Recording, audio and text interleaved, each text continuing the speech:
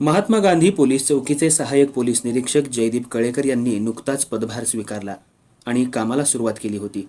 दरम्यान विशेष बातमीदारामार्फत मिळालेल्या बातमीप्रमाणे गांजा विक्रीचे अनेक गुन्हे दाखल असणारा पोलीस रेकॉर्डवरचा सराईत गुन्हेगार मोहन दत्तात्रय झळके, राहणार रॉकेल डेपो, झोपडपट्टी, मिरज, हा त्याच्या साथीदारासह त्याच्या घराजवळ गांजा विक्री करण्यासाठी थांबलेला असताना वरिष्ठांच्या आदेशाप्रमाणे आणि मार्गदर्शनाखाली महात्मा गांधी चौक पोलीस ठाणेकडचे पोलीस पथक या ठिकाणी सापळा रचून गांजा विक्री करत असलेला इसम जेफ्री मरिदास अँथोनी, वय 24, राहणार माणिकनगर, रेल्वे क्वार्टर्स, मिरज, जिल्हा सांगली याला ताब्यात घेतलं आणि त्याच्या ताब्यातला 3,47,875 रुपये किमतीचा 13 किलो 915 ग्रॅम वजनाचा गांजा हा अंमली पदार्थ हस्तगत केला.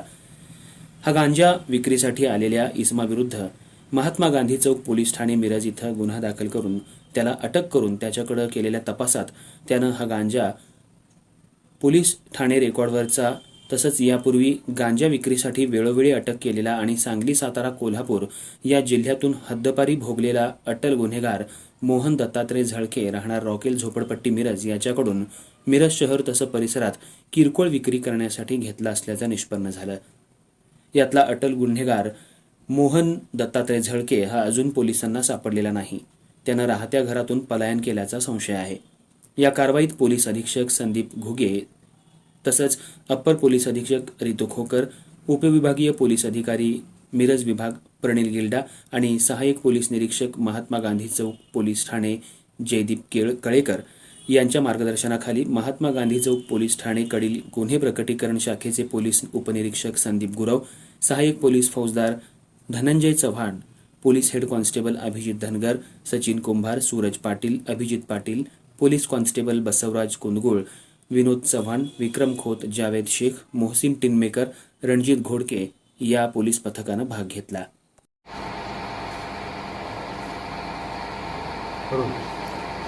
नमस्कार.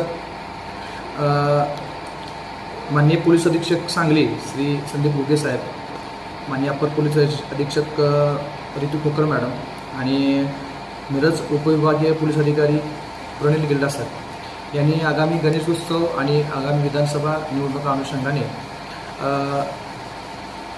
गांजा आणि NDPS कारवाई करण्याबाबत सूचना दिलेल्या होत्या. त्या अनुषंगाने महात्मा गांधी चौकी पोलीस ठाणे अंतर्गत आम्हाला एक गोपनीय बातमी मिळाली आणि त्या गोपनीय बातमीच्या आधारे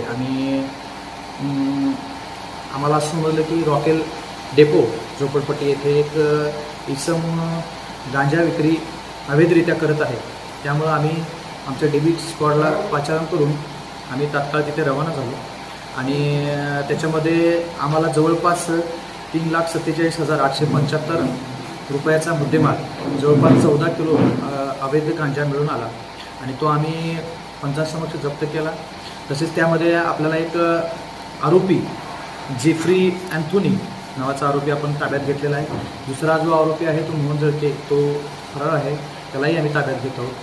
अशा प्रकारे आम्ही महात्मा गांधी चौकी पोलीस ठाण्याच्या अंतर्गत अवैध गांजा तसेच अवैध शस्त्र असतील, अवैध दारू असेल, अवैध मटका असेल अशा जास्तीत जास्त कारवाई करत आहोत. जय.